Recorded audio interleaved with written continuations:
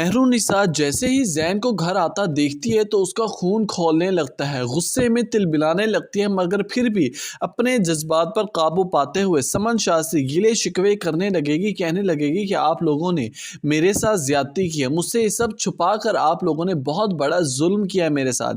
یہاں پر سمن شاہ مہرونسا سے کہنے لگے گی، ارے بی بی، تم اس گھر کی بہو بنی ہو، یہی تمہارے لیے بہت بڑی بات ہے۔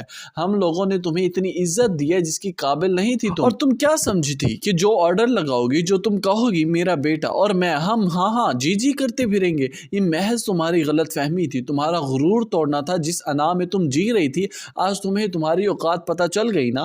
اس کے بعد ویورز مہرونسا جاتی ہے شاہ نواز کے پاس، کہنے لگتی ہے کہ آپ تو مجھے بتا سکتے تھے نا اس سب کے بارے میں، آپ نے مجھ سے کیوں چھپائی یہ بات؟ آخر کیا اس کے پیچھے بڑی لاجک تھی؟ یہاں پر شاہ نواز کہنے لگے گا، مہرو دیکھو، اگر تمہیں اس بات کے بارے میں پہلے بھی بتا دیتے تو تم نے وہی تماشے کرنے تھے جو آج تک تم کرتی آ رہی ہو۔ تم کسی کی بات سننے کو تیار تو ہوتی نہیں ہو، اس لیے یہ بات تم سے چھپانا مناسب سمجھا میں نے۔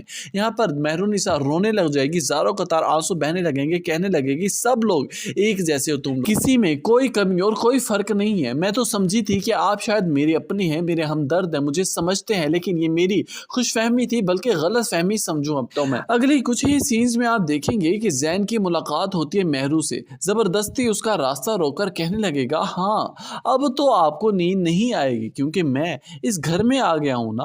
یہاں پر مہرو یہ بات سنتے ہی راستہ کاٹ کر جانے ہی لگتی ہے کہ وہاں پر زین ایک بار پھر سے بازو آگے کر کے اس کا راستہ روک لیتا ہے، کہنے لگتا ہے، ارے کہاں جا رہی ہیں، میری بات تو سنیں۔ یہاں پر مہرو اس کی بازو نیچے پھینکتی ہے اور زوردار تھپڑ دے مارتی ہے۔ یہاں پر زین کے تو ہوش آواز سارے اڑ جاتی ہے، کیونکہ اس نے تو یہ ایکسپیکٹ ہی نہیں کیا ہوتا کہ اتنی معمولی لڑکی مجھ پر ہاتھ اٹھا سکتی ہے۔ اس کے بعد زین گھر میں تماشا بناتا ہے، لیکن اس سے پہلے مہرو اپنے میکے چلی جاتی ہے۔ وہاں پر جیسے ہی جاتی ہے تو روتے دھوتے ہوئے اپنی ماں کے گلے لگ جاتی ہے اور کہنے لگتی ہے، آپ نے کیوں معافی نامے پر سائن کیے تھے؟ ایٹ لیسٹ مجھے تو بتا دیتی، مجھ سے تو مشورہ کر لیتی امی۔